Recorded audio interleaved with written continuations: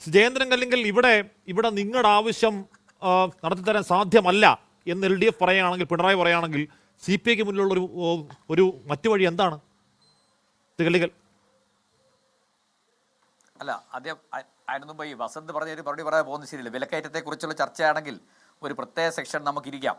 എന്താണ് ഇപ്പോഴത്തെ വിലക്കയറ്റം, എങ്ങനെ ജനങ്ങളെ അനുഭവിക്കുന്ന ദുരിതം എത്രയാണ്, റേഷൻ കട വഴി കൊടുക്കുന്ന സാധനങ്ങളുടെ വിലയിൽ എങ്ങനെ മാറ്റം വന്നു, അതിൻ്റെ അളവിൽ എങ്ങനെ മാറ്റം വന്നു, പ്രത്യേക ചർച്ചയാവാം. പിന്നെ മറ്റു വിഷയം, ഈ ചർച്ചയ്ക്കകത്ത് ഒരു അനാവശ്യ വാക്കേറിയൊന്നുമായി ബന്ധപ്പെട്ട് നമ്മുടെ സമയം ധാരാളം പോയി.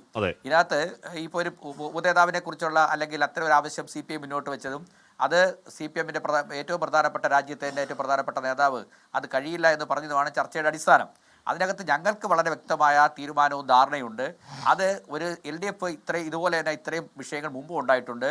അപ്പോഴെല്ലാം ഏതെങ്കിലും ഒരു നേതാവിൻ്റെ വാക്കോ അല്ലെങ്കിൽ അദ്ദേഹം പറയുന്നത് കേട്ട് മാത്രമോ മുന്നോട്ട് പോകുന്ന ഒരു പ്രസ്ഥാനമല്ല LDF. തീർച്ചയായും ഇതിനകത്തൊരു ചർച്ചയുണ്ടാവും. ആ ചർച്ചയുടെ അടിസ്ഥാനത്തിൽ ഒരു പരിഹാരം ഉണ്ടാവും. ഇത് കേരളത്തിലൊരു പാർട്ടിയല്ല, ഇത് രാജ്യത്തെ ഒരു പ്രധാനപ്പെട്ട പ്രസ്ഥാനമാണ്.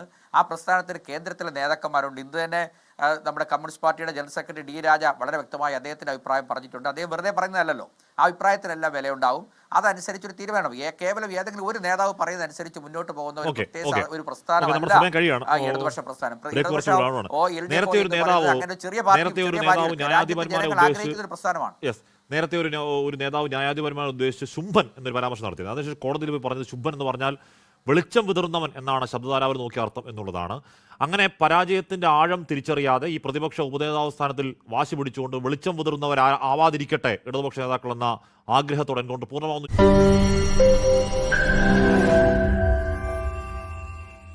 ലോകത്തെവിടെയായാലും ഏത് സമയത്തും 24 വാർത്തകളും ഓഗ്മെന്റഡ് റിയാലിറ്റി പാക്കേജുകളും എക്സ്പ്ലെയിനറുകളും വിശദമായി കാണാൻ ഞങ്ങളുടെ YouTube ചാനൽ നിങ്ങൾക്ക് സബ്സ്ക്രൈബ് ചെയ്യാം.